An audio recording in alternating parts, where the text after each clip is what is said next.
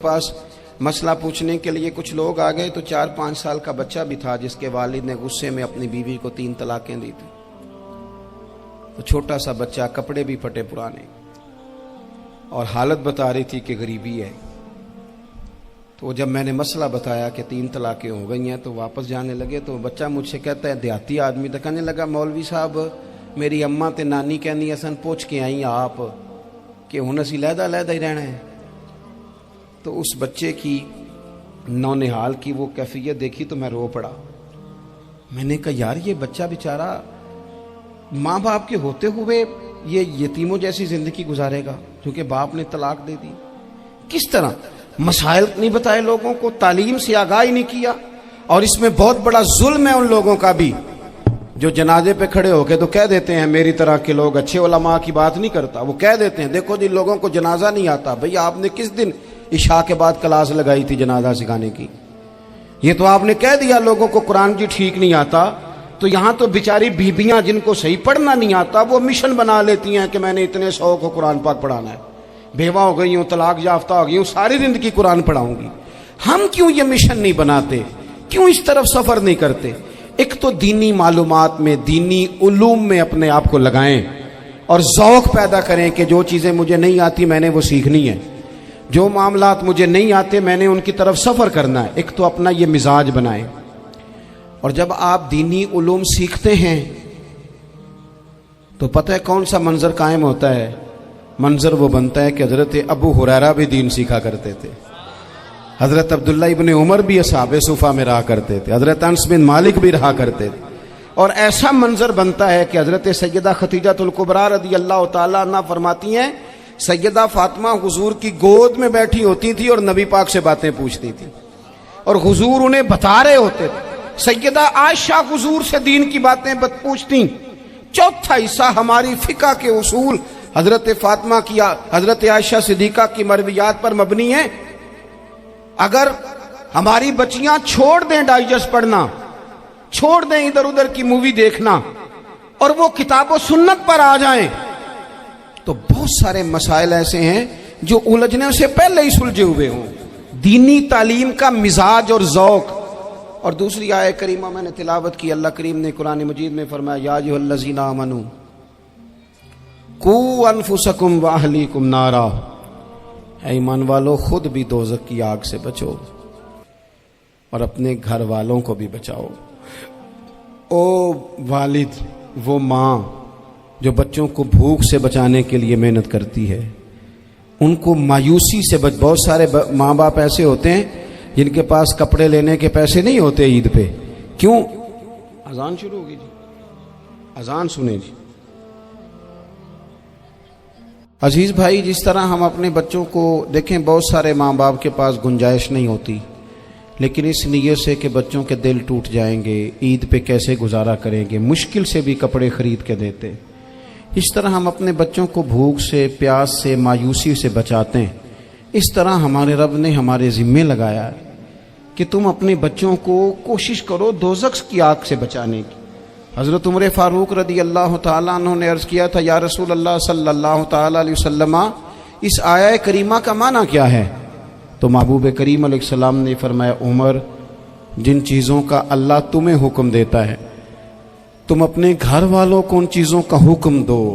جن چیزوں سے رب رسول تمہیں منع کرتے ہیں اپنے گھر والوں کو ان سے روکو. اپنے گھر کے اندر نفاذ دین کرنے کی کوشش کرو. میرے بھائی، بہت زیادہ آزمائش ہے ہمارے گھروں میں، بے چینیاں ہیں، اضطراب ہے، بچوں میں سختی ہے، بہن بھائی ایک دوسرے کے ساتھ لڑتے ہیں، مزاجوں میں تلخی آ گئی. کیوں بھلا؟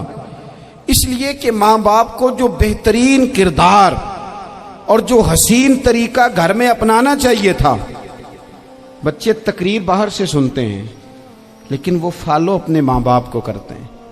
اگر ماں باپ میں حوصلہ ہو، صبر ہو، اطمینان ہو، خودداری ہو، تھوڑے پر گزارا کرنے کا مزاج ہو. دیکھیں نا، آج ڈپریشن ہے، ٹینشن ہے، پینکس اٹیکس ہیں، بڑی ساری چیزیں آ گئی ہیں. کیوں بھلا؟ صبر نہیں، تحمل نہیں، بردباری نہیں. آزمائے. ایک دن ایک بچہ میرے پاس آ گیا مدرسے کا اور آ کے وہ رونے لگا. میرے گھر والے کہنے لگے کھانا چھوڑ دیں پہلے اس کی بات سن لے. میں نے کہا پتر کیا ہوا, کسی نے مارا ہے کسی استاد نے؟ کہنے لگے نہیں حضرت, گھر فون کیا تھا تو میری اماں اور ابا کی لڑائی ہو رہی ہے. بچہ کانپ رہا ہے, ٹانگیں کانپ رہی ہیں. میں نے کہا کیا ہو کیا گیا تمہیں پتر, لڑائی ہو رہی ہے تو گھروں میں ہو ہی جاتی ہے. کہنے لگے نہیں آپ کو پتہ نہیں وہ بڑا سخت لڑتے ہیں. میرے والد جب میری والدہ کو مارنے کے لیے آگے بڑھتے ہیں تو ہم سارے چار پنجوں کے نیچے چھپ جاتے ہیں, ہمیں خوف آتا ہے, وہ منظر خطرناک ہوتا ہے. یہ کون تکلیف دے رہا ہے اپنے بچوں کو؟ یہاں بیٹھے ہمارے ہاں میلوں دور رہتے تھے اس کے گھر والے, تو وہ تکلیف میں تھا, تو گھر میں کیا کیفیت ہوگی؟ اگر حوصلہ ہو, صبر ہو, قناعت ہو, اللہ کے دیے ہوئے تھوڑے رزق پر ہمیں راضی رہنا آتا ہو, ہمارے گھروں میں سکون آئے, اطمینان آئے, ہم جو زندگی بڑی خوشی خوشی گزار سکتے ہیں. ہمارے مزاجوں کا لالچ, ہماری طبیعتوں کی بے راہ روی, ہماری جھوٹی انا کا بت, ان ساری چیزوں کو ختم کر دیتا ہے.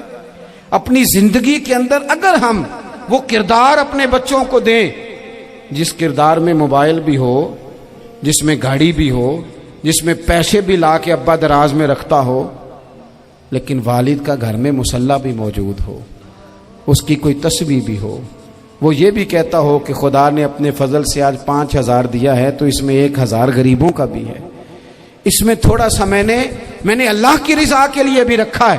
اگر کوئی مشکل آ جائے تو وہ باپ اور ماں کو صبر کرتا ہوا دیکھتے ہوں. اگر ایک باپ کر بات کرے تو دوسرا برداشت کرتا ہو. خدا را اپنی اولادوں کو اس اذیت کا شکار نہ کرو. اپنے گھروں کے اندر وہ خودداری, وہ پیار, وہ وقار, وہ محبت, وہ انداز. آپ تھکے ہوئے ہیں کوئی شک نہیں, آپ بہت سارے مسائل کا باہر شکار ہوں گے کوئی شک نہیں, لیکن آپ باہر سے تھک کے آئے ہیں. اور اگر آپ باہر اپنی فیکٹری کے مالک ہیں اور دفتر کے بڑے ہیں تو گھر میں بھی تو آپ بڑے ہیں نا. آپ کی ماں بھی تو انتظار کر رہی ہے, اس نے بھی تو دکھڑا سنانا ہے نا آپ کو. آپ یہ دیکھیے کہ آپ کے بچے بھی تو انتظار کر رہے ہیں, وہ چاہتے ہیں کہ ابا آ کے بیٹھے تو ہم ان کے سینے پہ چڑھ کے تھوڑا کھیلیں. آپ کی اہلیہ منتظر ہیں. کچھ باتیں بیوی کسی اور سے نہیں کہہ سکتی, صرف اپنے شوہر سے کہتی ہے, لیکن وہ تو آتے ہی جلال میں آ گئے صاحب. وہ کہنے لگے تو بڑی نالائق ہے, میں تھکا ماندہ آیا ہوں اور تو نے مجھے کہانی سنا دی ہے. وہ اس خاتون سے شدت کے ساتھ پیش آنے لگے. میرے رسول پاک کی حیات نور کو دیکھو, حضرت ام ایمن حضور کی رضائی والدہ ہیں, ان کی بھی خدمت ہو رہی ہے. حضرت حلیمہ سعدی آ رہی ہیں تو خدمت ہو رہی ہے. حضرت عباس حضور کے چچا ہیں تو کریم فرماتے ہیں میرے چچا ہیں باپ کی جگہ پہ. حضور دوست احباب صحابہ غلاموں سب کے ساتھ پیار کر رہے ہیں. 9 ازواج مطہرات ہیں گھر کے اندر, اور کیفیت یہ ہے کہ حضور صرف ان کی ضرورتوں کا ہی خیال نہیں کرتے, خواہشات کا ہی خیال نہیں کرتے, بلکہ میرے کریم کا طریقہ یہ ہے کہ کوئی بندہ آج بول کیا رہا ہے, وہ کہاں کھڑا ہے آج, اس کے جملے کس طرح کے ہیں, اس کا لہجہ کس طرح کا ہو گیا ہے اور اسے ٹھیک کیسے کرنا ہے. محبوب اس کا خیال فرماتے, توجہ کرتے. میں کہتا ہوں کہ ہم سب کو شوق آیا ہے آرام کرنے کا. میں صبح 11 بجے سے پہلے اپنے گھر سے نکل آیا تھا, اور یہ وقت آ گیا ہے اور رات کو خدا جانے کس وقت گھر پہنچنا ہے. کئی دفعہ کیفیت یہ ہوتی ہے کہ گاڑی سے اترتے ہیں تو پھر دل کرتا ہے کہ کوئی اٹھا کے چلائے نہ کبھی.